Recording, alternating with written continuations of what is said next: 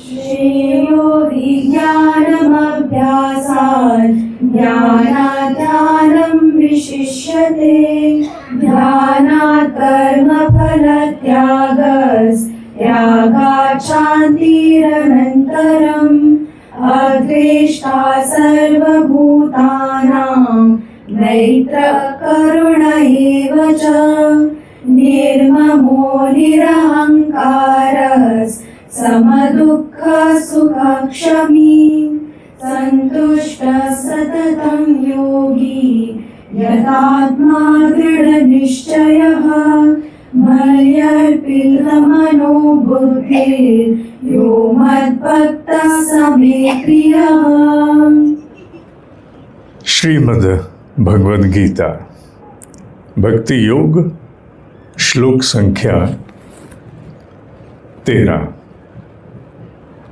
आज के इस उद्बोधन में हिंदी और अंग्रेजी दोनों का समावेश करने का प्रयास हम करेंगे। श्लोक 13 में वस्तुतः इसका अध्ययन करते समय ऐसा प्रतीत हुआ जैसे गायत्री महामंत्र का ही अध्ययन हो रहा हो। किसी भी विवेकी पुरुष के लिए 7 गुण यहाँ केशव की स्फुरना से आदिगुरु मुनि वेद व्यास में अवतरित हुए। पर वो जो 7 गुण हैं, उन सभी गुणों का संचालन जीवन में विवेक के अभाव में नहीं किया जा सकता। जीवन की व्यवहारिकता के अनुसार इन गुणों में अगर नहीं बरता जाए तो यही गुण अपवाद बन सकते हैं, समस्याओं को जन्म दे सकते हैं। विवेक विहीन आचरण वो अच्छे से अच्छे शिक्षण को भी धूमिल कर सकता है, उसके प्रभाव को समाप्त कर सकता है। और यही भाव मन में उभरता रहा कि अगर केवल श्लोक में कहे गए 7 गुण, इन 7 गुणों को अगर यथावत आंख बंद करके अपना लिया जाए, विवेक का पुट साथ में नहीं जोड़ा जाए, तो अर्थ का अनर्थ निश्चित रूप से हो सकता है। जैसे यहां उन्होंने सबसे पहला गुण लिया अद्वेष्टा, अर्थात किसी के प्रति द्वेष नहीं करना, रिपल्शन नहीं देना, चाहे कैसी भी स्थिति हो द्वेष भाव से रहित रहना। पर व्यवहारिकता की कसौटी पर अगर हम कसने का प्रयास करें तो जीवन का निर्वाह विशुद्ध रूप से द्वेष भाव के अभाव में नहीं जिया जा सकता। जीवन जिस संतुलित स्वरूप से ही आगे बढ़ सकता है उसे विवेक कहा गया। हमारे यहाँ शिक्षा और विद्या, इन दोनों पर समानांतर बल प्राचीन भारतीय मनीषा देती आई है। विद्या का कोई समतुल्य शब्द अंग्रेजी भाषा में नहीं है। हाँ, शिक्षा अर्थात जानकारियां बटोरना, पर उन प्राप्त जानकारियों का सदुपयोग करना, उस पर आधारित होकर निर्णय ले पाना, वो समझ, वो क्षमता, वो विद्या का कार्य है। विद्या मनुष्य के आचरण के साथ निर्वाह करती है। शिक्षा जानकारियां हैं, मस्तिष्क में सुरक्षित हो जाती हैं, समय आने पर हम उन्हें प्रस्तुत कर लेते हैं, वी एल्यूसिडिएट देम। शिक्षित तो बहुत से लोग होते हैं, अपनी अपनी विधाओं में शिक्षित होते हैं, पर क्या सभी लोग विद्या पूरित होते हैं? इस पर संदेह है। अगर शिक्षा विद्या विहीन रहेगी तो मनुष्य उसी शिक्षा के आधार से दोहन करेगा। आज पृथ्वी पर जितने भी संकट हैं, उन सभी संकट को अगर आप देखें, उनकी व्याप्ति को आप देखें, उनके प्रभाव को आप देखें, तो इतने बड़े संकट अशिक्षितों के नहीं जितने शिक्षितों के कारण हैं।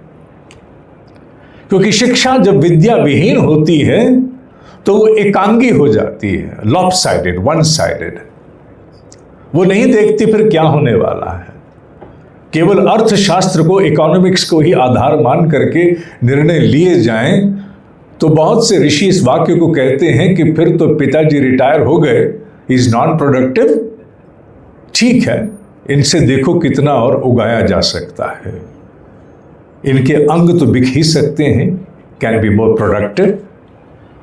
तो केवल हम शिक्षा पर आधारित होकर जीवन के निर्णय नहीं ले सकते। शिक्षित व्यक्ति ने तो ऐसे भी शस्त्र निर्माण कर दिए कि अगर एक साथ उनका प्रयोग किया जाए तो पृथ्वी खंड खंड विखंडित हो जाएगी। कभी पृथ्वी नाम से कोई ग्रह रहा होगा, पता नहीं किसी को स्मरण भी रहेगा कि नहीं रहेगा। विद्या है जो मनुष्य को कुछ भी जो अमर्यादा है उस पर आचरण करने से रोकती है। आज जितनी भी समस्याएं हैं वो विज्ञान के नित नए आविष्कार होने पर भी मनुष्य के साथ आदि व्याधि को क्यों जोड़ते हैं? क्योंकि कहीं विद्या चूक गई। हमने खोले विद्यालय पर हम देते वहां शिक्षा रहे। एक ही विद्यालय था इस पृथ्वी पर जिसे प्राचीन भारतीय मनीषा के अंतर्गत मां रूप से हम संबोधित करते थे। यह विडंबना है कि वो विद्यालय उस स्वरूप में कार्यरत नहीं रह पाया, उसकी वो गरिमा भी काल के अंतर्गत कम हो गई। जैसे जैसे मां की गरिमा कम हुई वैसे वैसे वो विद्यालय बंद होता गया, केवल शिक्षित लोगों का ही समाज विकसित हुआ। इसलिए विद्या विहीन शिक्षित समाज असंतुलित है, दुखी है।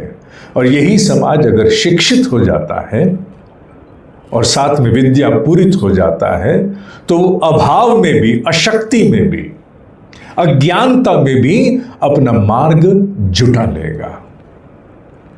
तो क्या शिक्षा नहीं होनी चाहिए? शिक्षा अनिवार्य है, पर विद्या विहीन नहीं, विद्या पूरित शिक्षा होनी चाहिए, जिससे कम से कम वो किसी भी ऊंचाई को छुए, उसकी एक्चुअल एज और बायो एज में कॉन्फ्लिक्ट नहीं होना चाहिए।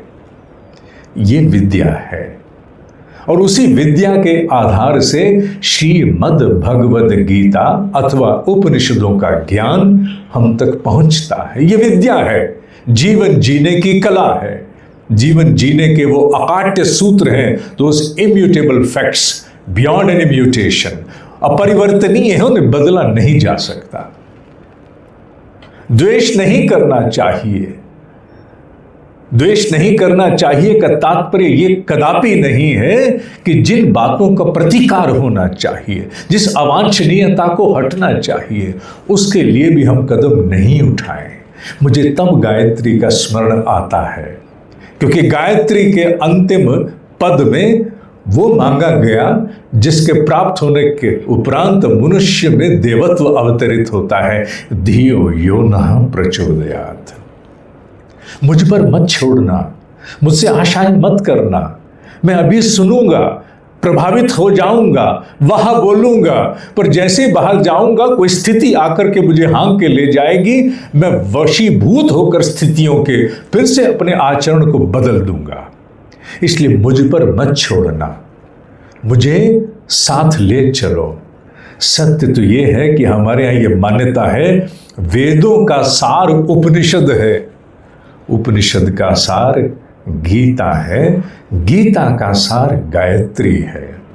कृष्ण के रथ पर अर्जुन, अथवा हम कहें अर्जुन के रथ पर कृष्ण, पताका हनुमान की, वस्तुतः गायत्री महामंत्र का ही बनाया गया एक चित्र है। It is a graphical representation of Gayatri महामंत्र। धियो यो नः प्रचोदयात्। उस अर्जुन के साथ रथ पर कृष्ण उसको चरितार्थ करते हैं, उसकी प्राण प्रतिष्ठा करते हैं कि अनघड़ घोड़ों को चलाने के लिए कृष्ण तुम सारथी बन जाओ। I may prevail upon you to turn right और लेफ्ट। मेरी मत सुनना, मेरी मत सुनना। तुम अपने सशक्त मार्गदर्शन को मेरे साथ प्रस्तुत रखना। धियो यो नः प्रचोदयात्। Drive me, drive me. इसलिए मुझे गायत्री महामंत्र इस पूरे श्लोक में दिखा। श्लोक के शब्द तो कुछ और कहते हैं, द्वेष नहीं करना, सबसे मित्रता करना, सबके प्रति करुणा को बरतना, निर्मम बनना, अहंकार नहीं करना, इत्यादि इत्यादि, सम रहना दुख सुख में। इन 7 बातों का उल्लेख है। पर जब व्यवहारिकता की कसौटी पर जीवन जिया जाता है तो इन सभी को यथावत अवतरित करना न केवल असंभव, अव्यवहारिक भी है। It is not pragmatic, it remains dogmatic. क्यों? क्योंकि इनका यथावत आचरण करने से अविवेकी परिणाम आ सकते हैं। इस पृथ्वी पर जितना करुणा के कारण दोहन हुआ उतना संभवतः नृशंसता के द्वारा नहीं हुआ है। Even compassion must be regulated by some far-sighted wisdom. It is mandatory. और अन्यथा कंपैशन विष बन सकता है। जैसे घी भी विष हो सकता है, दूध भी विष बन सकता है। अगर मर्यादित स्वरूप में इनका उपयोग नहीं किया जाए, भोग नहीं किया जाए, तो ये भी विष बन सकते हैं। कोई भी औषधि विवेक से विष को अमृत बना सकती, अमृत को विष बना सकती। उसी प्रकार ये गुण भी हैं। द्वेष रूपी गुण हो अथवा मैत्री, मित्रता, सभी के प्रति मित्र भाव को रखना हाँ आवश्यक है, पर व्यवहार में किस प्रकार इसका संचालन होना चाहिए ये देखना भी अनिवार्य है कि कहां विवेक के द्वारा मेरे खुलेपन की सीमाएं कहां तक जानी चाहिए, अनिवार्य है समझना। मनुष्य को ममता से पीछे हट जाना चाहिए, ममत्व नहीं होना चाहिए। ममत्व का तात्पर्य यहां मेरा से है। हाँ ठीक है, मनुष्य में ममता की एक सीमा होनी चाहिए, निर्ममता होनी चाहिए। निर्मम शब्द को आप केवल नृशंसता से मत देखना। पर अगर ममता नहीं होगी तो मां क्या लालन पालन उस स्वरूप में कर पाएगी? नहीं कर पाएगी। और अगर ममता ही अत्यधिक अपने विचारों से हो जाती है तो पृथ्वी पर हमने देखा है कि बड़े बड़े युद्ध, बड़े बड़े संग्राम केवल उस ममत्व के कारण हुए जो मुझे मेरी धारणा से हो गया, मुझे मेरी सोच से हो गया। मनुष्य का अंतिम मोह संतान के साथ नहीं होता, ये सत्य है। अंतिम मोह जो उसके पूरे जीवन की दिशा को पलट सकता है वो उसे अपनी धारणा से होता है। मनुष्य का सबसे अधिक मोह धारणाओं से मोह के कारण संतान को भी बाहर निकाल सकता है।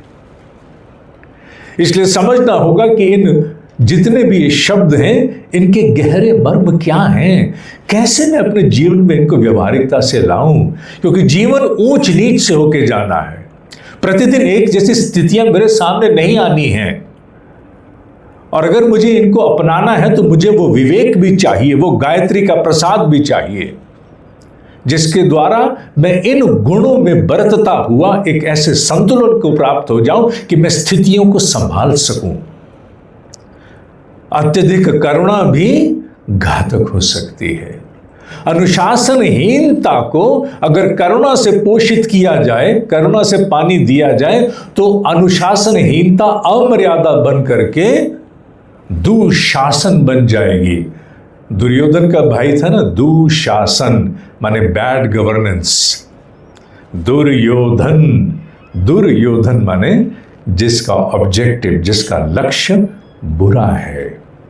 जिसका लक्ष्य बुरा होगा तो उसके काल में शासन भी दु होगा। सु तो हो नहीं सकता, सुशासन नहीं, दुशासन होगा।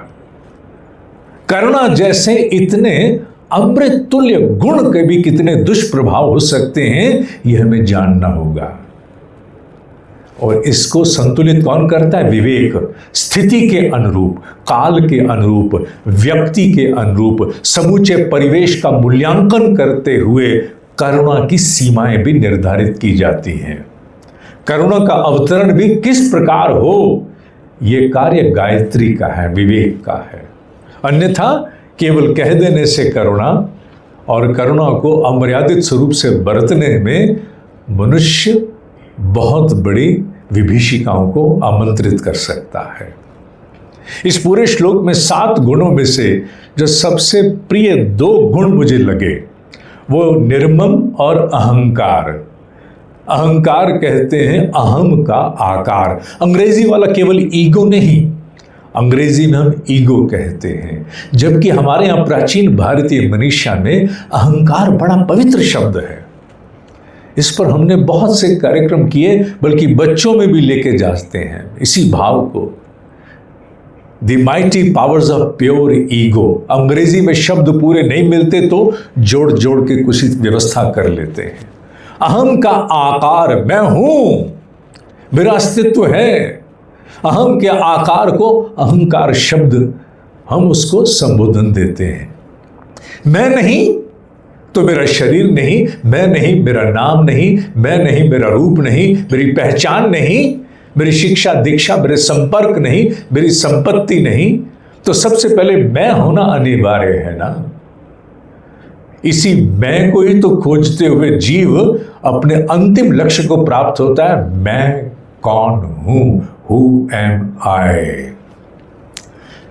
हु एम आई ये अहम आकार है। इजनेस जिसे आप अंग्रेजी में आईनेस कहो या इजनेस कहो, पर मूल भाव एक ही है। मेरे होने का, मेरे अस्तित्व का बोध ही अहंकार है। हाँ, ठीक है कि जैसे ही उसमें अनावश्यक वृद्धि हो जाती है तो उसका कॉनोटेशन, द अंडरलाइंग मीनिंग, उसकी कॉनोटेशन बदल जाती है, फिर वो ईगो बन जाता है।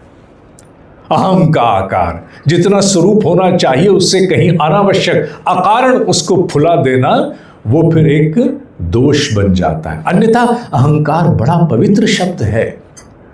ये अहंकार ही है जब कोई संकल्प, शिव संकल्प लेके व्यक्ति अपने पूरे जीवन को आहूत कर देता है, तो यही पवित्र अहंकार की शक्ति उसे 1000 प्रतिकूलताओं में भी डिगने नहीं देती, उसे पीछे नहीं हटने देती।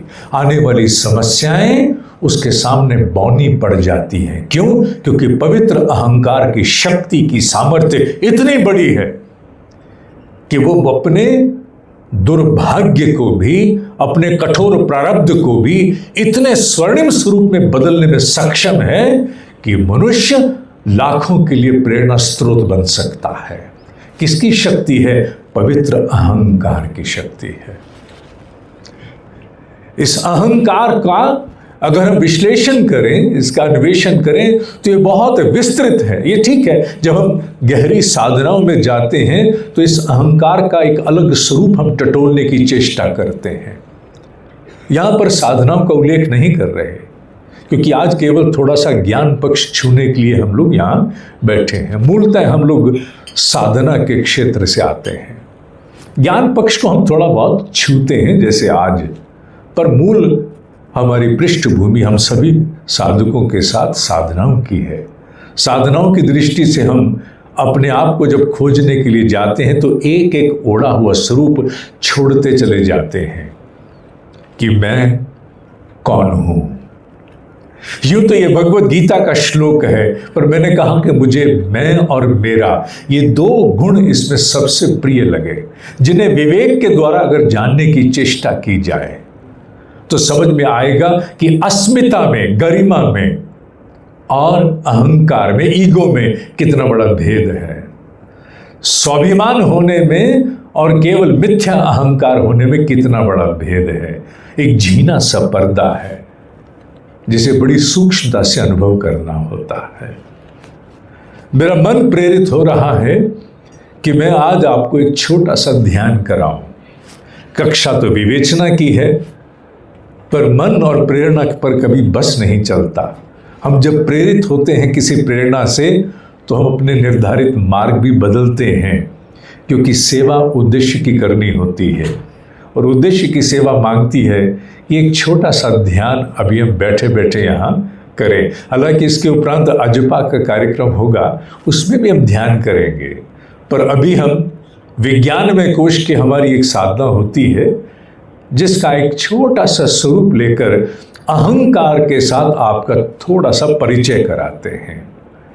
बहुत अधिक नहीं, बहुत जटिल नहीं, बड़ी सरल प्रक्रिया है जिसे हम 8-10 मिनट में पूरा करेंगे, केवल यह जानने के लिए कि अहंकार का वास्तविक मर्म क्या है, जिसे अभी तक हम केवल विकृत रूप में समझते रहे।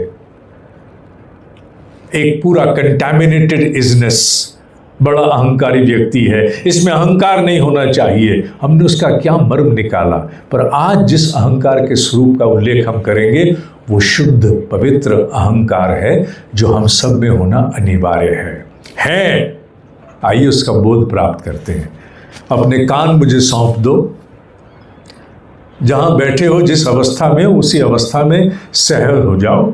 कमर सीधी है कि नहीं है कोई अंतर विशेष पड़ने वाला नहीं है, पर शरीर बोध को समाप्त कर दो। शरीर बोध को समाप्त करते हुए सहज अवस्था में चले जाओ। आंखें बंद कर दो और कान और ध्यान मेरी वाणी को अर्पित कर दो। जैसा जैसा मैं कहता जाऊं वैसा वैसा अपने अंतर जगत में अनुभव करते जाओ। आइए यात्रा आरंभ करते हैं। पूछते हैं अपने आप से कि मैं कौन हूं? मैं कौन हूं? मैं क्या मैं पैर हूं? पैर पैर पैर मेरे हैं, हाँ मेरे हैं, पर मैं पैर नहीं हूं। अच्छा, क्या मैं टांगे हूं? टांगे नहीं, मेरी हैं, पर मैं टांगे नहीं हूं। क्या मैं घुटने, जंघाएं, कूल्हे? नहीं, मेरे हैं, हाँ मेरे हैं, मैं नहीं हूं। अच्छा, तो क्या मैं पेट हूं? पेट नहीं, हाँ मेरा पेट है, मेरा है, मैं पेट नहीं हूं। अच्छा, क्या मैं छाती हूं? छाती? छाती मेरी है, हाँ मेरी है, पर मैं छाती नहीं हूं। क्या मैं पीठ हूं? पीठ? पीठ मेरी है, पर मैं पीठ नहीं हूं। अच्छा, क्या मैं कंधे, भुजाएं? नहीं, कंधे भुजाएं मेरे हैं, पर मैं कंधे भुजाएं नहीं हूं। अच्छा, क्या मैं मुख हूं? मुख, द फेस? मुख मुख मुख, हाँ मेरा है, हाँ मेरा मुख है, हाँ मेरा मुख है, पर मैं मुख नहीं हूं। अच्छा, तो क्या मैं सिर हूं? सिर सिर सिर सिर मेरा है, पर मैं सिर नहीं हूं। अच्छा, तो क्या मैं आंखें, नाक, कान? आंखें, नाक, कान मेरे हैं, हाँ मेरे हैं, पर मैं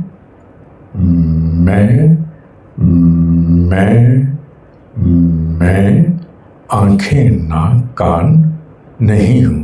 अच्छा, तो इसका अर्थ हुआ कि ये पूरा शरीर मेरा है, मैं शरीर नहीं हूं।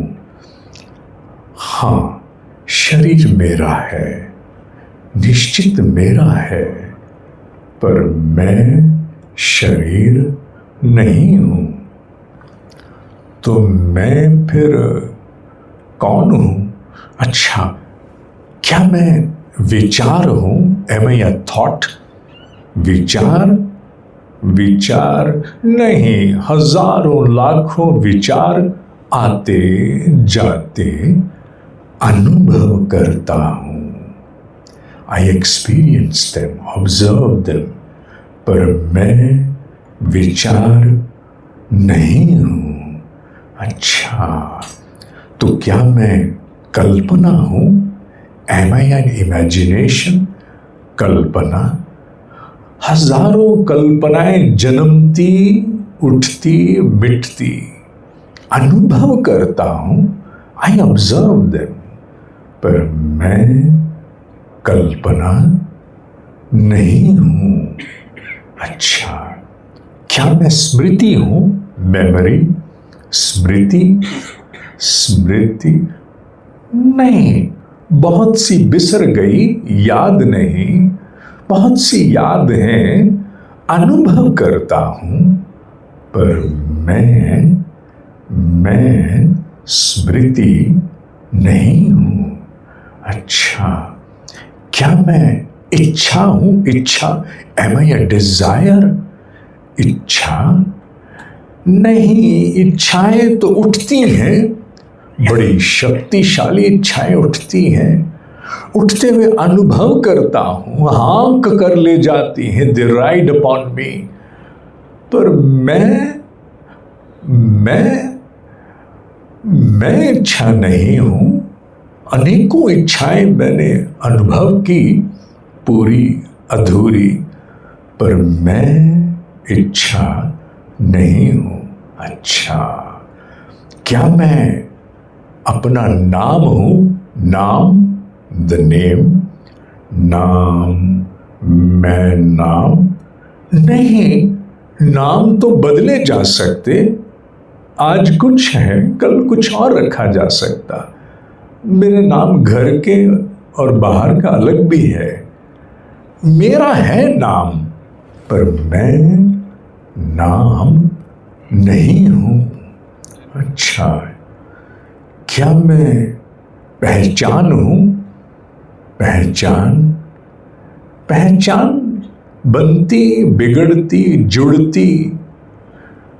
हाँ, मेरी पहचान ना, हाँ मेरी पहचान है, पर मैं पहचान नहीं हूं।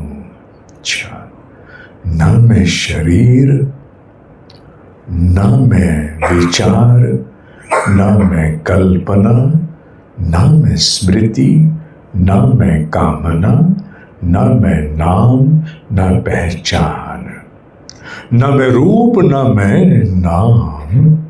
अच्छा, तो मैं कौन हूं? कौन हूं? अच्छा, मैं कहां हूं? पहले तो ये पता लगे कि मैं कहां हूं। मैं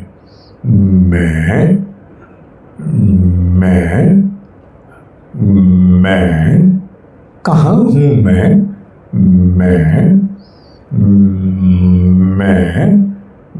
मैं दोनों कानों के बीच, in the middle of my 2 ears, दोनों आंखों के पीछे, somewhere in the middle of my brain, in the center of my head, सिर के बीचों बीच कहीं मैं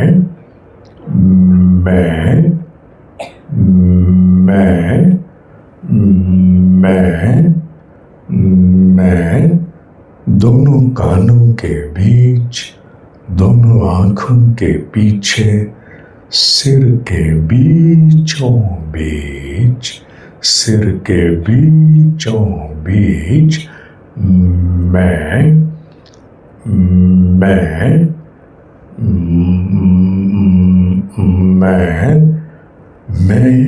हूँ। हाँ, मैं हूँ। अहम, मैं हूँ। अच्छा, कौन हूं मैं?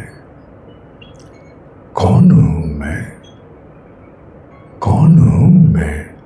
हु एम आई? न शरीर, न मन, न बुद्धि, न चित्त, न नाम, न रूप। कौन हूं मैं? मैं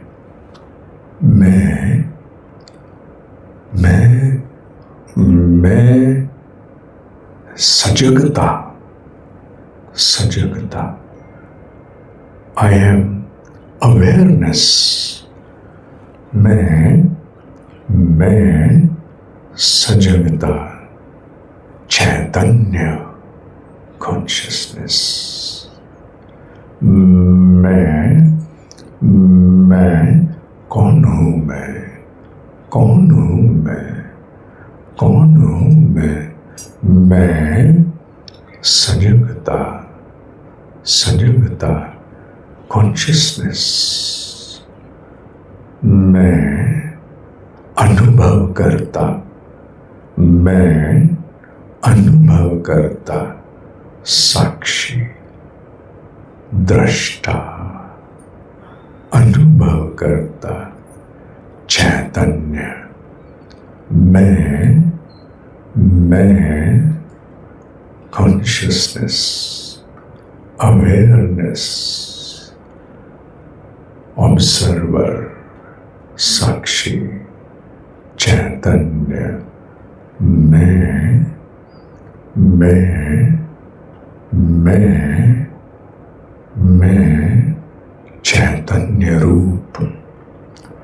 चैतन्य रूप।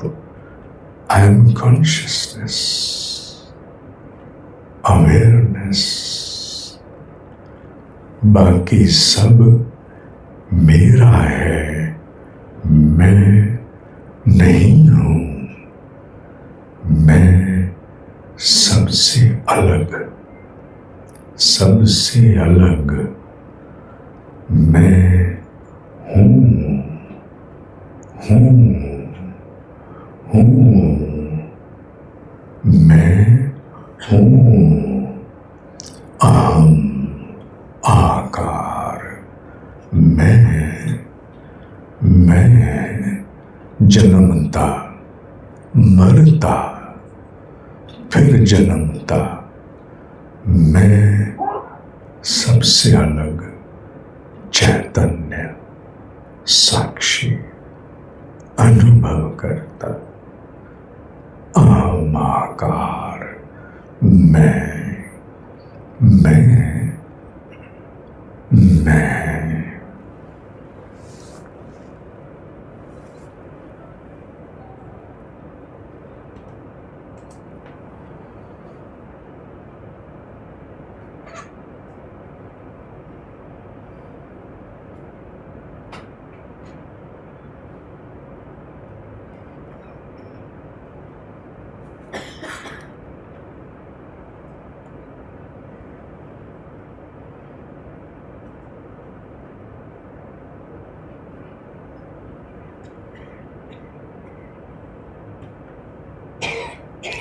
ओम शांति, शांति, शांति।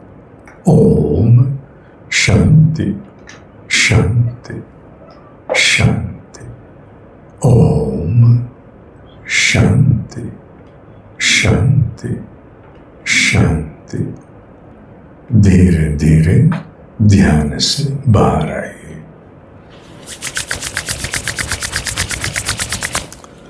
सूंघना है, मुख पर लगाना है।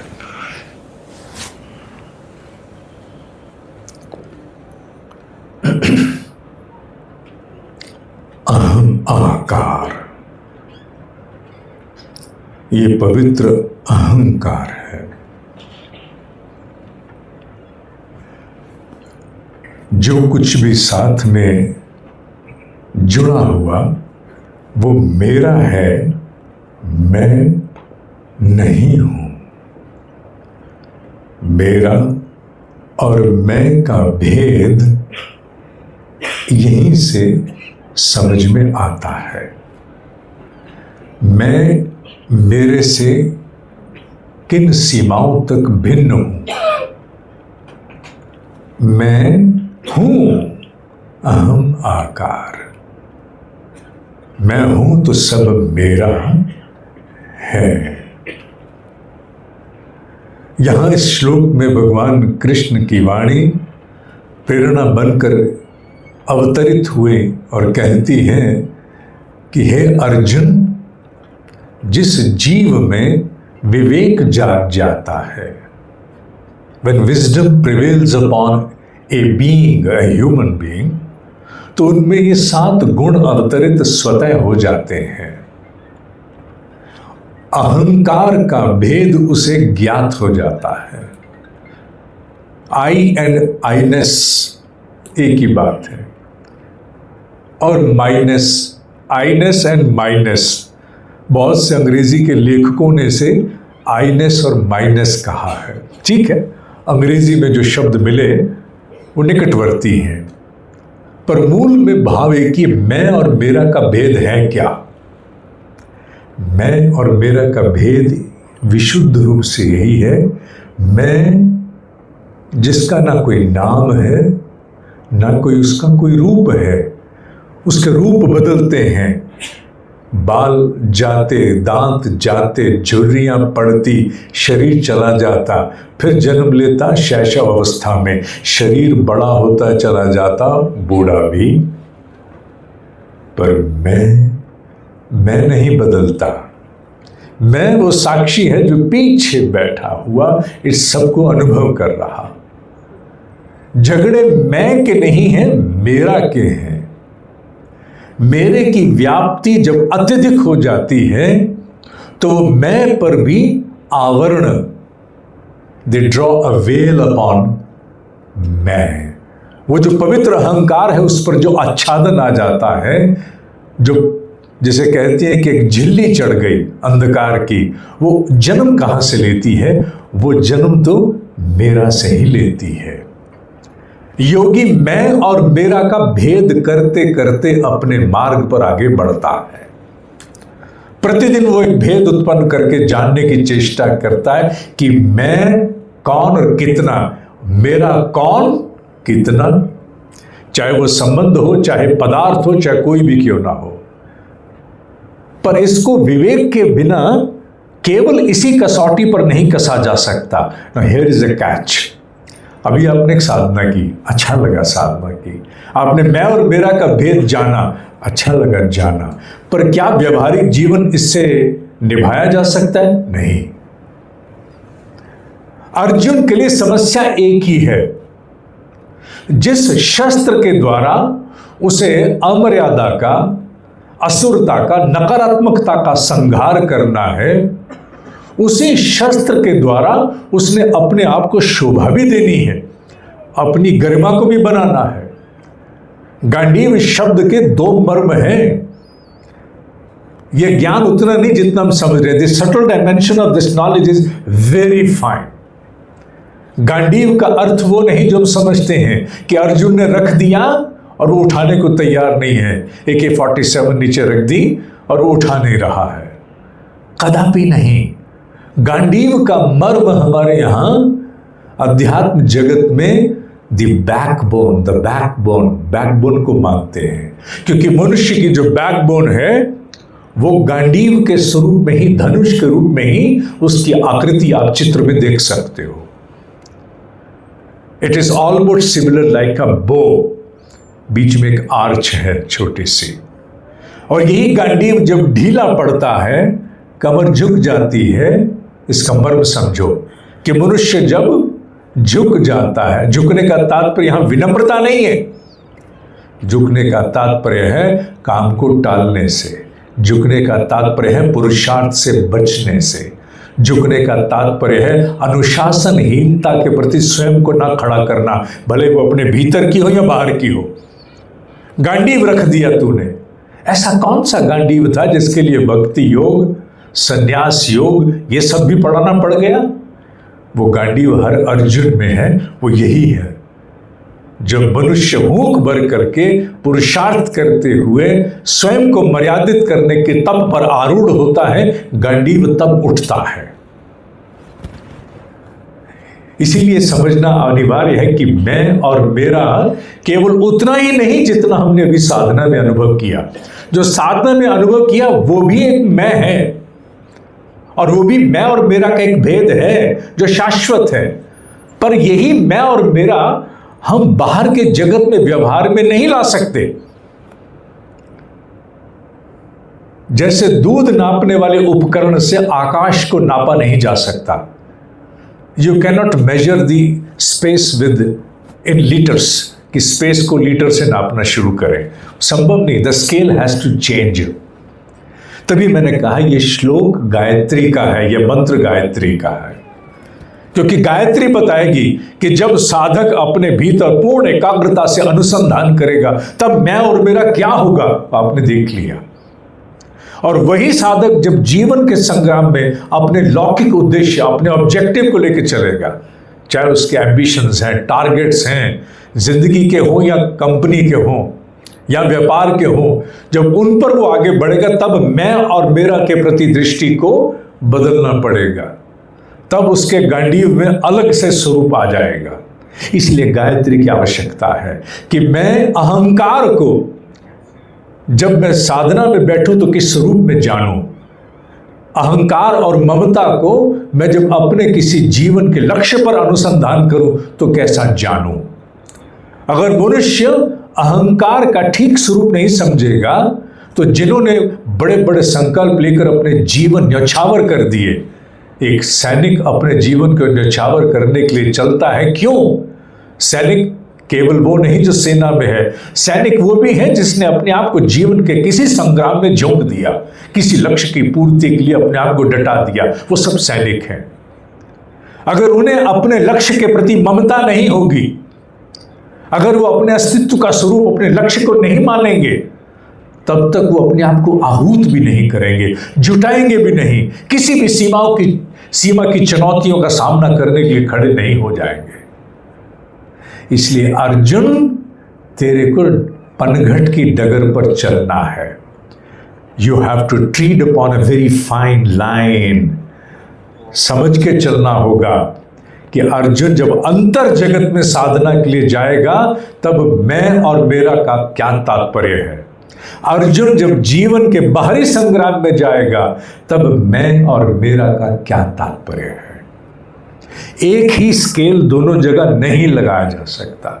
एक जगह का स्केल दूसरे जगह पर बिल्कुल बेमानी, निरर्थक है, यूजलेस। जैसे अंतर जगत में बाहर जगत के स्केल पूरे नहीं आ सकते, अन्याय हो जाएगा, अनीति फैल जाएगी। अगर कोई व्यक्ति केवल यह सोचना शुरू कर दे कि मैं तो शुद्ध विशुद्ध आत्मा हूं, शरीर का अस्तित्व है ही नहीं, नश्वर है, मर जाएगा, कोई सामने से आ गया तो व्यक्ति जीवन रक्षा न अपनी करेगा न अपनी गरिमा अस्मिता की रक्षा करेगा। ये दे डोंट एग्जिस्ट। इसलिए हमारे यहाँ कहते हैं सबसे खतरनाक ज्ञान वेदांत का है।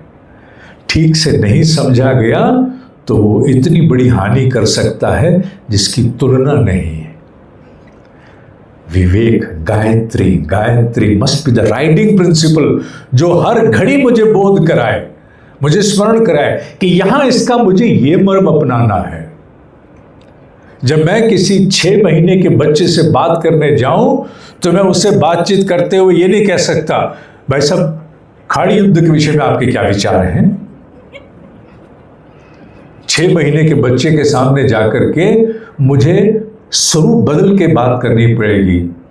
गिल गिल गिल गिल गिल, क्या उसी स्वरूप में हम अपने किसी मित्र से बात कर सकते हैं? नहीं कर सकते। ठीक इसी प्रकार विवेक निर्णय लेता है कहां, किस स्वरूप में, किस गुण का आचरण किस प्रकार से किया जाए। अब आपको स्पष्टता से समझ आ गया होगा, क्योंकि जिस मैं और मेरा का भेद आपने एक अंतर जगत की साधना से प्राप्त किया। Now you know what exactly it means in the innermost corridors of my existence. And now you also have to understand when I exteriorise myself, जब मैं बाहर के जगत से व्यवहार कर रहा हूं तो मैं और मेरा का मर्म थोड़ा बदलेगा। उसे मैं अव्यवहारिक स्वरूप में, इम्प्रैक्टिकल स्वरूप में नहीं ला सकता। fatal Vedanta cannot be applied. There has to be a modification in my own understanding to ensure कि ठीक स्वरूप में ज्ञान का मैं बर्ताव करूं। जब मैं अंतर जगत में जाऊं तो मैं इस स्वरूप में आ जाऊं, और जब मैं बाहर जगत में व्यवहार करूं तो स्थिति परिस्थिति के अनुरूप व्यवहार करूं। क्रोध कभी नहीं करना चाहिए, क्योंकि यहां कहा गया मैत्री, मित्रता सबसे होनी चाहिए, करुणा सबके प्रति होनी चाहिए, सबके लिए भुजाएं खुली रहनी चाहिए। पर जैसे ही विवेक के द्वारा मूल्यांकन करें तो पता लगता है कि अगर इनमें सीमाएं नहीं खींची होंगी, रीजनेबलनेस नहीं होगी, unmindful exercise of these very propensities can be very fatal. ये बात समझने की है। इसलिए किसी भी ज्ञान के साथ अगर विवेक नहीं है, विवेक पूरित नहीं है, तो अर्थ का अनर्थ भी कर सकता है। गुण अपने आप में अपूर्ण है, अक्षम है, जब तक उस गुण के साथ एक संबल विवेक का नहीं दिया गया। विवेक उसकी प्राण प्रतिष्ठा करता है, द विजडम, वो उसकी प्राण प्रतिष्ठा करता है कि वो व्यवहार में कैसे आए, और मर्यादा पर आरूढ़ आक्रांता वो क्या मैत्री और करुणा का सुपात्र है, निर्णय लेना होगा। क्या मुझे उसके प्रति ममता उस रूप में, मुझे निर्ममता भी अगर करनी है तो किस स्तर तक करनी है, कहां किस स्वरूप में मुझे एक्सरसाइज करना है। सच पूछो तो केवल निर्मम शब्द पर ही अगर आज हम अपना अनुसंधान आरंभ करें तो कई दिन अपर्याप्त हैं। कई दिनों में भी जाकर के निर्मम शब्द के साथ भी न्याय नहीं हो सकता। निर्मम शब्द का सबसे अधिक प्रयोग अध्यात्म जगत में अगर किया जाता है तो वो अपने प्रति किया जाता है। क्यों? क्योंकि जब हम अपने भीतर, चाहे वो डायरेक्ट या पेक्यूलरी बायस, दूर का बायस उत्पन्न करना शुरू करते हैं तो हम अनुशासनहीनता के लिए अपने आप को बहाने देते हैं। इसलिए नहीं हुआ ना, ये नहीं कर पाए ना, बस उठा ही नहीं गया, उठा ही नहीं गया। मन बड़ा रोया, बड़ा दुखी हुआ, पर हो ही नहीं पाया। क्या बताऊं मैं, क्या करूं मैं, कि अपने आप से बहुत अप्रसन्नता है। 2 थप्पड़ लगाए थे अपने आप को, हैं 2 थप्पड़ लगाए थे, हैं लगाए थे क्या, हैं हे। तो फिर आप अपने प्रति निर्मम नहीं हो। निर्ममता का सबसे अधिक प्रयोग मनुष्य को अपने जीवन में तप के आचरण के लिए, स्व अनुशासन के लिए करना होता है। निर्ममता का बाहरी प्रयोग तो बहुत कम होता है, in the rarest of the situation, पर निर्ममता का सबसे अधिक प्रयोग अपने भीतर स्वयं को अनुशासित करने के लिए। क्योंकि मनुष्य अपने प्रति जब ममता करता है तो वो पसरना शुरू होता है, वो किसी भी अनुशासन के प्रति कटिबद्ध नहीं होता, जुटाता ही नहीं है कभी अपने आप को। अपनी छोटी छोटी आदतों को बदलने के लिए भी उससे दशकों लग जाते हैं। सच पूछो तो जीवन उसी प्रकार से पूर्ण हो जाता है। अगले जीवन में टीस लेके फिर मां की कोख से जन्म लेते हैं। मैं कब से सोच रही कि I must change in this regard. तुम्हें क्या पता तुम कब से सोच रहे हैं। जितने हम साधक तड़पते हैं कि I am very much annoyed with my own self, वो जो वेरी मच शब्द लग जाता है, टू मच शब्द लग जाता है, इसका अर्थ है कि अभी से दुखी नहीं हो, पिछले 2-3 जन्म से दुखी आ रहे हो। दुखी आत्मा, तू पिछले 2-3 जन्म से रो रही है और तू अपने भीतर ये छोटा सा बदलाव नहीं कर पा रही, तू चाह के नहीं कर पा रही। ये रोना वहां से आ रहा है तुम्हें, और कहीं से नहीं आ रहा। निर्ममता का सबसे अधिक प्रयोग स्व अनुशासन में। अहंकार का सर्वाधिक प्रयोग अगर होना चाहिए तो वो उन सीमाओं में होना चाहिए जहां मैं को निरर्थक रूप से विस्तार दे देता हूं, अननेसेसरी इन्फ्लेट माई इजनेस। मैं, अगर मैं संतुलित हो गया तो ममत्व भी निर्ममता के लिए मार्ग प्रशस्त करेगा। अहंकार अगर पवित्र हो गया तो मनुष्य में धीरे धीरे ममता का विकृत स्वरूप भी जाने लगेगा। विकृत स्वरूप, पवित्र स्वरूप तो चाहिए। अगर पवित्र स्वरूप ना हो तो अधिकांश माताएं हमारे साथ साधक जितने भी हैं अनुष्ठान करती हैं। अगर 100 मेल आती है माताओं की, पुरुषों की अधिकांश मेल आएगी कि अनुष्ठान गुरुजी आरंभ करने लगे हैं 1.25 लाख का, मैं अपने इस काम के लिए अनुष्ठान कर रहा हूं। माताओं के जितनी भी मेल आएंगी मैं करने लगी हूं, उसमें पहले नाम पप्पू का, नीचे वाला टप्पू का, तीसरा नंबर कप्पू का। तू कहां है? वो होती नहीं है, वो कहीं बीच में खो चुकी होती है। ये ममता का हाँ पवित्र स्वरूप तो है, इसमें कोई संदेह नहीं है। पवित्र स्वरूप है, निश्चित पवित्र स्वरूप है, इसके बिना सृष्टि नहीं चल सकती। पर यही पवित्र स्वरूप दोष कब बनता है? जब वही मां कृष्ण बनने की चेष्टा करती है। बस चलता नहीं, बन तो सकती नहीं, पर कृष्ण बनने की चेष्टा करती है। अर्जुन रहने से भी चली जाती है। वहां ममता भी विष बन जाती है। Each and every attribute which however pure it may be, sanctified it may be, can be transformed into a pure potential or can turn into a vice. वो दुर्गुण भी बन सकता है। निर्णय कौन करेगा? विवेक। कौन करेगा? विवेक। इसीलिए हमारे गायत्री को महामंत्र की संज्ञा दी गई है। इसीलिए गायत्री को हमने वेद माता माना है, वेदों की जननी, ज्ञान की जननी माना है। अन्यथा ज्ञान की जननी कैसे हो सकती है? ज्ञान किसी के गर्भ से अवतरित नहीं हुए। ज्ञान जिस गर्भ से अवतरित होते हैं वो विवेक है। इसलिए इसको वेद माता के नाम से संबोधित किया गया। तो ये श्लोक वस्तुतः विशुद्ध रूप से वेद माता का है, जिसका केवल एक कक्षा में जिसका न्याय करने में मैं स्वयं अक्षम और अपूर्ण हूं, फिर भी यथा क्षमता सीमित सी परिधि में जितना समाहित किया जा सकता था करने की चेष्टा की है। कक्षा को आवंटित जितना समय था वो दिया गया समय पूर्ण होता है। अब मैं वेदवाहिनियों से कहूँगा पूर्णाहुति का मंत्र आप लोग उच्चारित करें।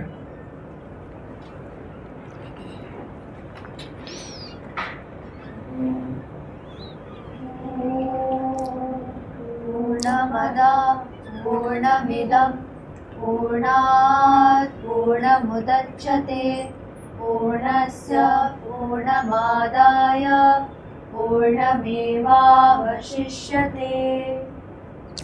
आवाज नहीं गई।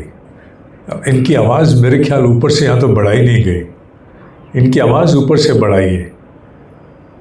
ओम बोलो, पहले ओम बोलो।